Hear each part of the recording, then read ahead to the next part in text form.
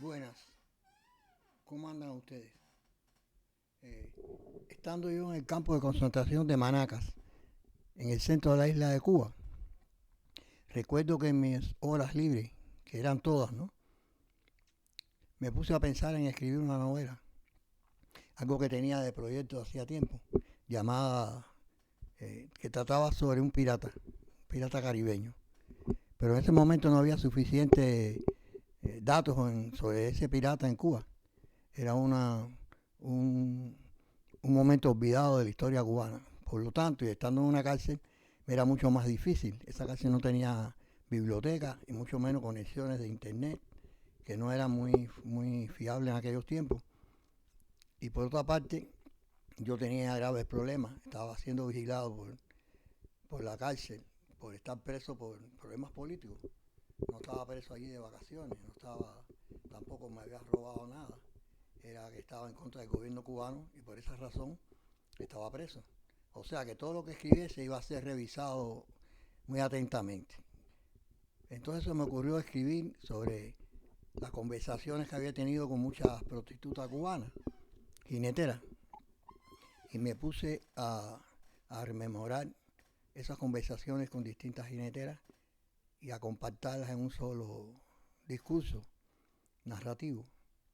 Este trabajo fue interrumpido por una requisa que hicieron. Encontraron las notas, lo que había escrito a mano y se lo llevaron. Me dijeron que me lo iban a devolver si no decía nada en contra del gobierno. No decía nada en contra del gobierno porque no soy tan imbécil. Eh, no obstante, nunca me lo devolvieron. Las volví a escribir, esta vez más refinadas, y volvieron a decomisármelas, no de inmediato. Un día pasaron y se las llevaron.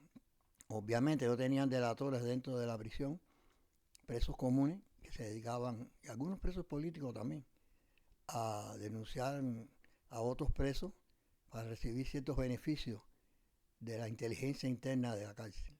Un poco más de comida, una visita más al mes, etcétera.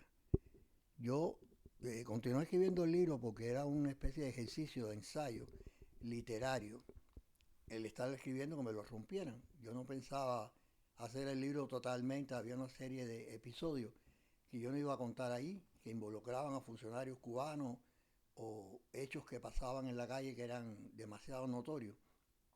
Por lo tanto, no hice el libro totalmente ahí, nunca lo intenté, nunca se llevaron un manuscrito entero. En los archivos de la seguridad del Estado cubano deben estar las notas y a los comentarios que él mismo escribía sobre el tema.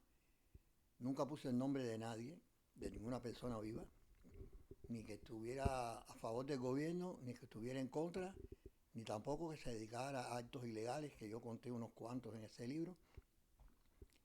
Y, y bueno, eso quedó allí. Pareció que todo se había acabado en cuanto me pusieron en libertad. En Cuba, dentro de Cuba, estuve un año más dentro de Cuba, viviendo en La Habana. Nunca se me ocurrió continuar el libro allí. Pero yo sabía que cualquier día podía ser detenido y cuando me requisaran todo iban de nuevo a llevarse el manuscrito. En este caso sería un manuscrito más o menos definitivo. Así que cuando llegué aquí a Estados Unidos me puse a la tarea entre trabajos y trabajos para mantenerme y mantener a mi familia, de ponerme a escribir el libro. Así que el libro lo empecé un 1 de enero, recuerdo, trabajando en una factoría y lo terminé el 31 de diciembre del mismo año. Me empecé a escribir el libro y recordé todo lo que me habían contado muchas jóvenes de distintos estratos sociales, algunas estudiantes universitarias, otras que vivían de la prostitución totalmente y algunas que eran prostitutas eventuales, ¿no? Claro, en Cuba no se les llama prostituta a quien anda con extranjeros, son simplemente jineteras. Están tratando de sobrevivir, como si todas las prostitutas no lo hicieran para sobrevivir, a unas mejores que otras, pero en este caso mmm, yo intenté unificar las memorias de esas distintas prostitutas y poner una sola prostituta que tenía algunos rasgos míos, aunque yo nunca he sido prostituto en ningún sentido. tenía rasgos míos porque yo puse mucho de mis vivencias del barrio donde yo nací, un barrio popular, no un barrio marginal, como han dicho algunos críticos, etcétera, que han dicho que yo nací en un barrio marginal. Yo no nací en un barrio marginal, yo nací en el centro de La Habana, en el barrio Jesús María, que es donde se encuentra la planta eléctrica de la ciudad, y a unas cuantas cuadras del Capitolio Nacional, donde estaba anteriormente la Asamblea Legislativa. Así que yo no nací en un barrio marginal, ni lo que cuento realmente es algo que tenga que ver con la marginalidad en ese sentido. Muchas de las muchachas que conocí que se dedicaban a esa labor vivían en zonas céntricas de la ciudad y eran hijos de personas, funcionarios de rango medio del gobierno, que se dedicaban a la prostitución porque eso era mejor que ser secretaria en una empresa del Estado o trabajar en las Fuerzas Armadas o buscarse un problema trabajando para las fuerzas de seguridad que llevaban mucho compromiso con ellas. En este caso, dentro de esas prostitutas o personas que ejercían la prostitución de manera alternativa a su trabajo principal, había algunas que eran gente que trabajaban, digamos, en la Universidad de La Habana, o algunas que eran periodistas, porque existen periodistas cubanos, existían, yo en este momento no sé, no vivo en Cuba. Existían periodistas cubanas que sacaban credenciales para eventos internacionales y así conseguían puntos, conseguían clientes, gente que les regalaba ropa de marca, relojes, perfumes y les daban alguna ayuda monetaria, con la cual sobrevivir hasta que hubiera otro evento de ese tipo, al cual entraban con estos carnets especiales, unos pases especiales, porque ya eran periodistas. Obviamente también entraban gente que las llevaban los mismos extranjeros recogidas en la calle, la llevaban con ellos y decían que era su novia. Estas eran las prostitutas más habituales, más empedernidas. Las periodistas de este tipo le decían prostitutas de gobierno, le decían en los medios intelectuales. Algunas llegaron a ser gente importante, hubo alguna que llegó a ser embajadora, aunque sea sorprendente, una prostituta de este tipo, ¿no? Una profesional que ejercía la prostitución, que vivía en el Vedado, una zona céntrica llena de hoteles, y que llegó a estar muy alto dentro de los círculos íntimos del gobierno cubano. Por supuesto, ella informaba todo lo que le decían los extranjeros, toda la conversación, las preguntas que les hacían sobre el sistema, sobre el país, sobre los dirigentes, todo eso ellos se lo informaban a los servicios de seguridad y con eso tenía el permiso para seguir ejerciendo esa vida libre que ella llevaba a cabo. Consiguió un automóvil que no le dieron a otras compañeras suyas que eran más veteranas en el ejercicio de la profesión de periodismo. Consiguió, por último, un apartamento que era un poco difícil conseguir en Cuba. Y por último fue nombrada embajadora. Pero bueno, cada uno vive como puede, ¿no? Esa era la idea de ella, sobrevivir de esa manera y darle lo mejor a su hija, que tenía una hija con un líder del gobierno, por cierto, que nunca se la reconoció. Pero esa es la historia de esa novela mía, que nunca pensé que fuera a ser un bestseller ni nada por el estilo, por las cosas que decía sobre Cuba. Le puse todo el empeño posible, traté de que tuviera técnicas relativamente modernas, de no escribir como Benito Pérez Galdós u otro escritor decimonónico. Y bueno, el libro ha tenido cierto éxito, sin ser un bestseller, ni vender miles de ejemplares pues, constantemente. O sea, ha tenido 4 ediciones, lo tengo aquí, las 4 ediciones. Esta es la primera edición que se hizo en Nueva York en el 2001.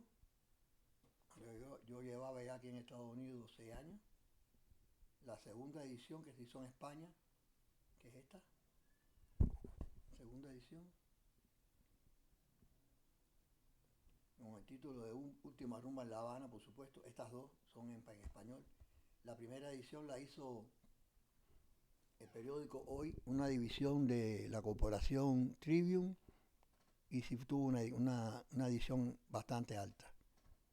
La tercera edición, extrañamente, para gran sorpresa mía, fue una traducción al italiano que tuvo cierto éxito. En Italia se publicó 2 veces, o sea, se editó y se reimprimió. Y la última edición es esta del año pasado, que se llevó a cabo en la Florida por una editorial de exiliados. Parece una cosa irónica, ¿no? Que siendo yo un expreso político, la última edición del libro la hayan hecho en la Florida, que es la cuna del exilio cubano, donde más cubanos viven después de estar de la propia Cuba. Pero yo intenté por todos los medios que el libro se diera a conocer en otros lugares para que no llevara esa especie de sombra que se ha creado sobre los escritores que viven en la Florida, que prácticamente sus nombres no salen de la Florida, sus libros no se publican fuera de la Florida en muy escasas ocasiones, y de esa manera no logran pasar al ámbito internacional en ningún sentido. Yo traté por todos los medios publicarlo en otras partes que no fuera en la Florida, porque los libros de la Florida muchas veces mueren en la Florida. Los leen el escritor, su familia, sus amigos, otros escritores que viven concentrados ahí abajo, y esos a veces. Los escritores cubanos exiliados no son muy solidarios unos con otros. Yo vivo apartado de ese mundo, sin condenarlo, cada quien vive como mejor le parece. Y intento por todos los medios publicar en otros lugares. Ya veo que he podido publicar en Italia. He dedicado 2 libros en Italia.